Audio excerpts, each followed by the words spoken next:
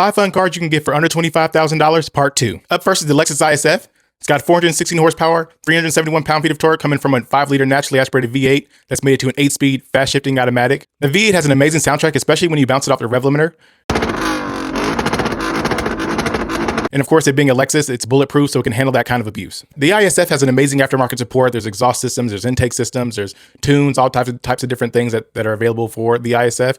People turn these into track cars that are incredibly reliable, bulletproof, and can handle lots of abuse. Newer models like 2010 and newer come with limited slip differentials. Those are obviously more desirable, but you can still find them for under $25,000. Up next is the 981 Boxster. Comes with a mid-mounted flat-six engine that produces 265 horsepower. It can be had in either a PDK or a 6-speed manual transmission. And of course, with it being a Porsche, you know that it's going to be a very great driving experience, balance.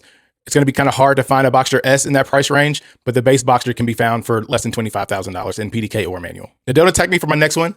Just stick with me, please.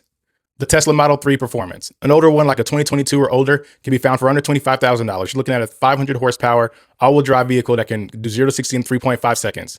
It also has great aftermarket support. There's companies out there that build big brake kits and aftermarket suspension and all types of things to increase their performance, turn them into track cars, turn them into autocross vehicles. It's got great support all around in that aspect. Now the big thing is turning them into drift missiles. The rear-wheel drive variants can be had for under $20,000. They make instant torque, which means you can get the wheel speed up pretty quick, although the wheel speed doesn't go very high because there's no transmission. And then we've got the C6 Corvette. It's 400 to 500 horsepower, depending on which variant you get. You can definitely get a base C6, a Grand Sport. You can even find some higher mileage Z06 options for under that $25,000, although those are pretty rare to find. The C6 Corvette is very reliable, very robust, can handle lots of power.